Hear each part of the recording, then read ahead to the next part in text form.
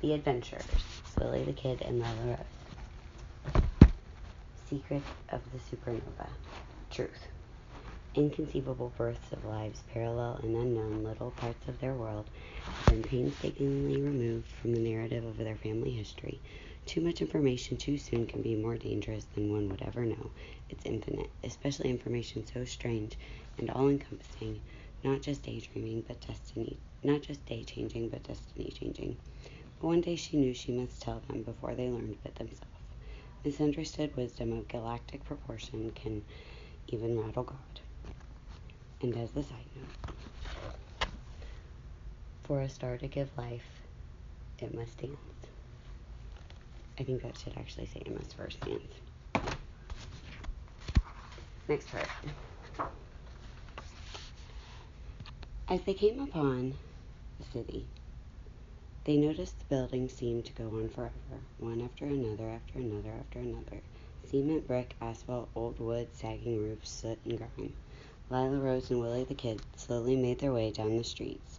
Trash and debris lay here and there. No one seemed to care. No one spoke or even really looked, especially not at each other. More often than not, they saw no one. There were more buildings seen than people. Hours could go by without them seeing a single soul. They thought as they discussed the creepiness of it, even those they saw were most likely lacking a soul. They looked at each other in agreement about the emptiness of everything around them.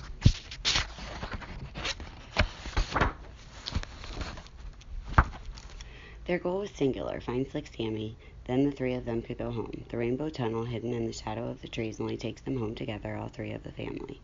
They had finally escaped the Tinker. It took a while. They knew without a doubt that Slick Sammy had come to the real world to find them, for she knew that without her they too would not be able to go back home. All alone, and after months, maybe years of searching, Slick Sammy had sunken into a depression and protection mode, for she'd experienced a larger ratio of violence, destruction, and hate than her sensitive soul could stand. Her love meter was dangerously low, levels that could indeed allow her light to extinguish, and once gone it never comes back. In a way, it's an earthly version of the death of a star. Cosmically, it's monstrous and awesome, but on Earth it's meek, quiet, foreboding, insidious, yet so subtle, whispering for help from the weak soul with the fire giving out of a dying star, a silent death invisible to the outer world, but devastating and deadly to the inner world. She'd been paralyzed in self-defense of the world. She could not risk any more damage to herself. So she stayed locked away almost all the time, every day, all alone, wrapped around herself, hugging her knees, slowly rocking, and inside screaming, please inside for help. Strength, wisdom, guidance, for she must find her children. Little did she know they were trying to find her. Together they remained stronger than her. They still could receive and give love, which was necessary for each of them to survive. Love that cannot be given is a burden so heavy it can kill a heart with its weight. This is only for the ones that are like the three of them. The story of their history was held in the secret of the supernova. It was the origin of their accumulated creation, which was blessed by the highest power and endowed with an enthusiasm for life, a deep ability to love and receive love, a sensitive understanding, inspiring enlightenment, a sensitive understanding, inspiring enlightenment, equality, cooperation, curiosity, creation, and most of all, beauty and love. All the goodness with a touch of magic that the others didn't have and no one in the real world even knew about. Day after day, together they searched the city. They'd only been to the real world on a few brief planned occasions, safely accompanied by Slick Sammy. She'd been there many times before, but those times were before she had her children, and she was in a relationship with a man that for a time loved her, and she had loved him, and that had kept her going then. But the thoughts of him now created a deep pain in her chest and a small rise in her temperature, for it made her hot and angry when she thought of him now. She shook her head, for even though she hated him, he was also the only man she had ever loved. Strange how love can turn into hate, the mutation of emotion, how energy so strong can transform to its opposite. Seemed an unlikely scenario, or outcome, but in all reality, it represented the pendulum on which we swing. Those of us who feel, who care, hold on.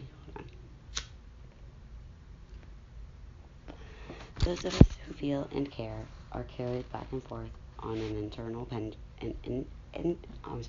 an eternal, internal, swinging pendulum of emotions, up and down like a swing, one could say, as high up as one will go is the same distance back they will fall below. Many people, I need a pencil.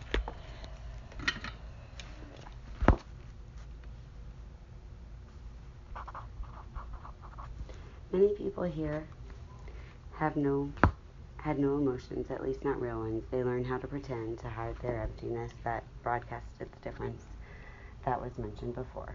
The men. That, as mentioned before, the men.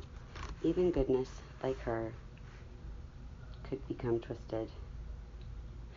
Even good ones like her could become twisted, like the tinkerer. As she looked upon the street below, she saw a familiar face and already knew exactly who it must be. They'd been here before. In a flash, she knew.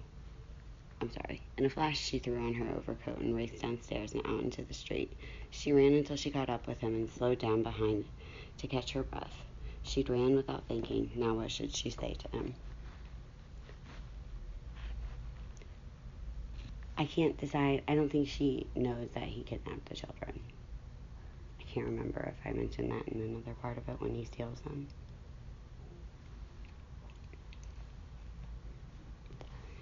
I think it could go either way. Because right now she could not know, and then they could end up falling in love again. And then things can work out.